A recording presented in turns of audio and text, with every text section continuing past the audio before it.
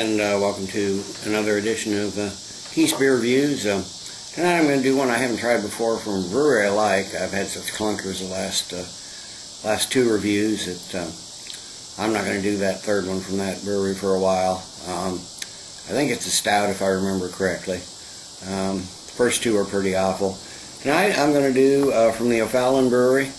I'm going to do their 5-day IPA. I've heard good things about this. Never tried it, so I figure now's a good time to do it.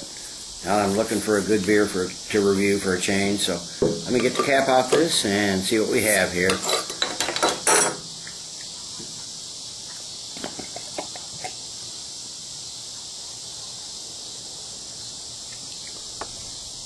That's a pretty beer. That's a cloudy, orangish,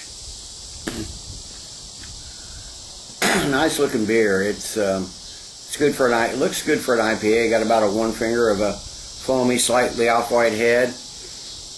I can smell it from clear out here. Got citrusy, floral hops. Maybe a bit of maltiness. Almost feels mostly grapefruits on the smell. Let's see. Let me read a little bit here from the website. It says, we dry hop this American-style India Pale Ale with 7 grains and 4 domestic hop varieties by adding dry whole hops to the finishing tank so the beer rests on top of the hops for 5 extra days. Malty sweetness up front with big Cascade and Glacier hops in the finish. A wonderfully drinkable IPA. They call it style. It says American IPA. 6.1% ABV. 66 IBUs. Not super heavy, but it's getting up there. It says grain. They got pale white wheat, caramel 201, caramel 401, Carapils, Victory, and Bonlander. Some of those I've heard of, some I haven't. I'm sure you homebrewers know what that are. And the hops they use Summit and Cascade. Dry hops, Cascade. It says 11 pounds per batch, and Glacier. Beautiful looking beer. You can see the head's just gone away already. Pretty much. There's just a little bit of ring around the edge, and that's about it. Let's see what the taste is.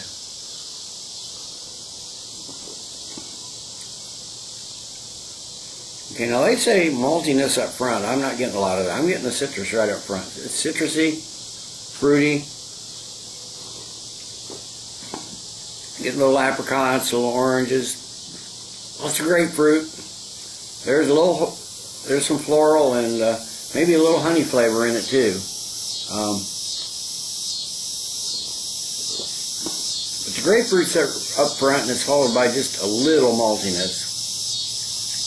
It's pretty nice tasting beer. Wish I'd tried this earlier. Like I said, I've never tried this one before. It's a nice Midwestern style IPA. It's not super hoppy, not super malty. Just a really nicely well balanced IPA.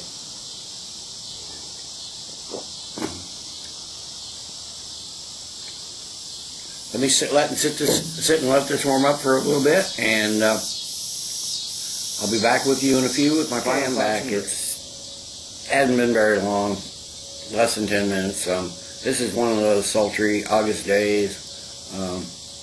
Doesn't take a beer long to warm up. I've noticed as it's warmed up, the malts have become a little more up front. The hops has receded a little bit, but this is still a very nicely balanced beer. It's got a medium light mouthfeel. Medium high carbonation, so it's a very cleansing, refreshing beer. I did have a few burps and belches while I was waiting to do this last part, so I noticed the carbonation is up there a little bit, but it's still, I mean, it's the carbonation and the medium light mouthfeel really lend to the refreshness of this beer.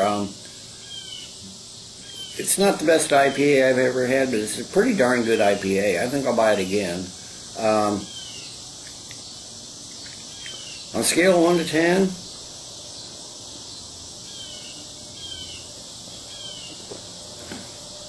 I'm going to give this a good solid 7.5. It's not up there in the top echelon, but it's well above average. So, until next time, everybody, cheers.